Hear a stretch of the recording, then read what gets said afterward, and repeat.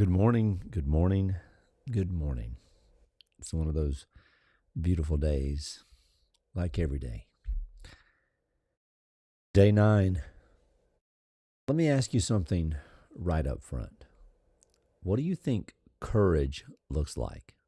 I mean, we don't really talk about courage. We just hear it mentioned.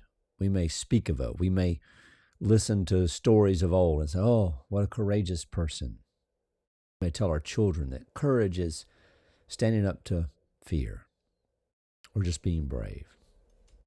Most people, though, when they think of courage, they think of something dramatic.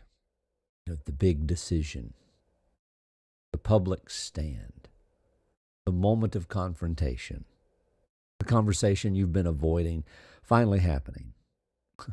The leap off the edge, the leap off of the edge and soaring with your wings. And all those things can be courageous. Yes, they sometimes can require courage. I'm not saying they don't. But in my experience, in my own work, and in thousands of hours of sitting with people in the middle of their transformation, the most important acts of courage are really almost never dramatic. In truth, they're almost invisible. And they never really feel like courage from the inside. So today, I want to teach you about courageous, the third stage of the pathway to freedom. And I want to redefine courage in a way that makes it available to you right now, today, in the middle of the life that you're already living. So here we are. We've been moving through the pathway together, through this unbound adventure. Comfortable is where most people start. They're present and functioning, but slowly disappearing inside a life organized around the management of discomfort. Then comes curiosity, the shift that happens when you stop running from the discomfort and you get genuinely interested in what the discomfort is actually teaching you or pointing at or signaling. When you start asking questions you've been afraid to ask. And now, courageous, the stage where the curiosity becomes action, where what you've been discovering begins to require something from you. Because the thing about curiosity is it's relatively safe as long as it stays on the inside. You can ask questions forever without really changing anything. Curiosity is the light. Courage is the step into it. So courageous is the stage where you actually move. Think about that. Courage, let's define it, is action in the presence of fear. Okay, so my initial statements, it's not wrong to think that. But a lot of times we believe that the fear that we're talking about has to be this grand giant. But courage is action in the presence of fear. Notice the focus. The action is the courage, not the absence of fear, not the resolution of uncertainty. It's not having everything figured out or all the ducks are in a row or that we've got permission from the people whose opinions matter. Action in the presence of fear. That's it. That's the whole definition. And it's both simpler and harder than anything else I know. It's simple because it means you don't have to wait until you're ready, right? Courage, by definition, does not arrive first. The action arrives first. The feeling of having done the courageous thing follows the act, not the other way around. It's hard because everything in us has been trained biologically and culturally, years of conditioning and programming to what? Wait for the feeling of courage. To wait until we feel ready, certain, safe, and supported. And courage specifically requires that we move before those feelings arrive. The people who are always getting ready to change are waiting for courage to show up as a feeling. The people who are actually changing are learning that courage shows up as a choice. So, what does it really look like in the small? Let me give you some examples. In this pathway, not courage, I'm not going to give you dramatic examples, but the everyday ones that actually matter most.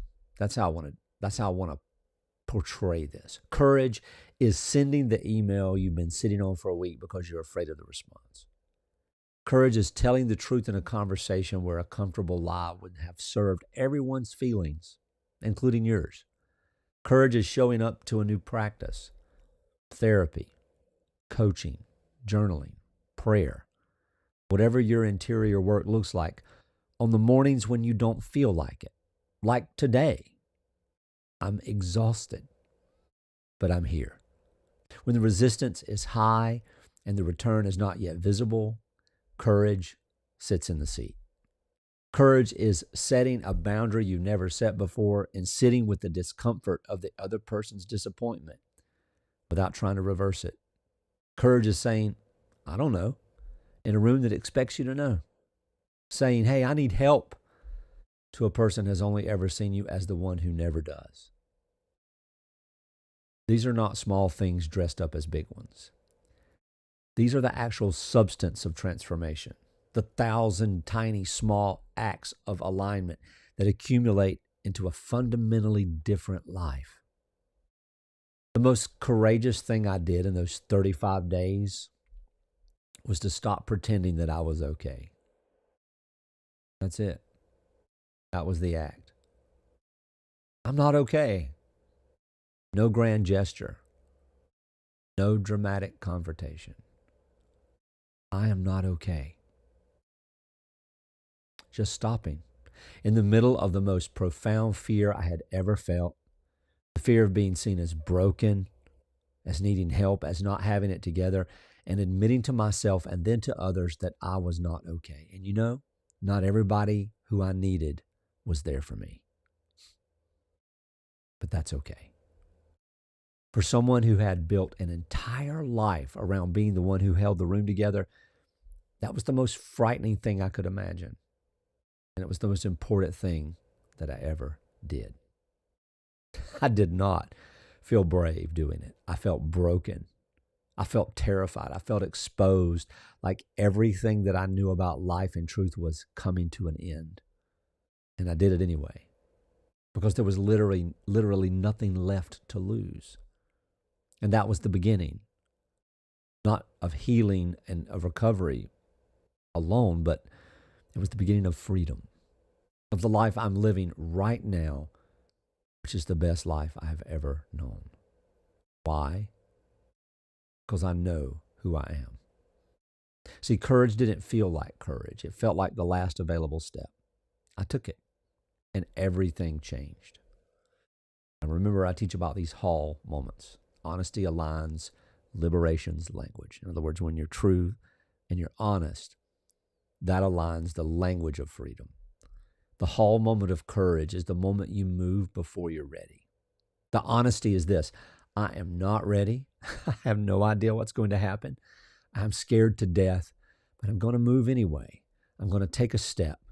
See, that honesty, that willingness to act in the presence of your own fear rather than waiting for the fear to resolve, aligns something in your interior that cannot be aligned any other way. It says to every part of yourself, I trust this direction more than I trust my fear of it. And when that alignment happens, something new becomes available. It's not safety or certainty. It's momentum. It's movement.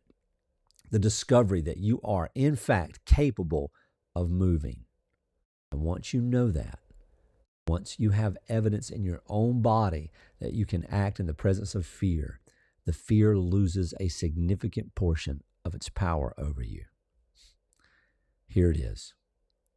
One thing. What is the one courageous step you've been waiting to feel ready for? You're not going to feel ready. That is how it works. Ready is a feeling that follows action, not one that precedes it. So what is the step? Name it and consider taking it today. Not because the timing is right, not because things are perfect, but because you are capable of doing it. You know it. And the only thing standing between you and courage is the feeling of being ready, which is not going to arrive before you move. So this is day 9. You've been courageous just by showing up here every morning. You may not have counted that, so count it. Tomorrow, we go somewhere that I find endlessly fascinating, into the actual architecture of the false self, what it's made of, why it was built, and how to begin to see where it ends and the real thing begins. You're trying to think, well, I haven't seen the other 8 days. They're right there in the channel. So be well. I'll see you in the morning. Set you free.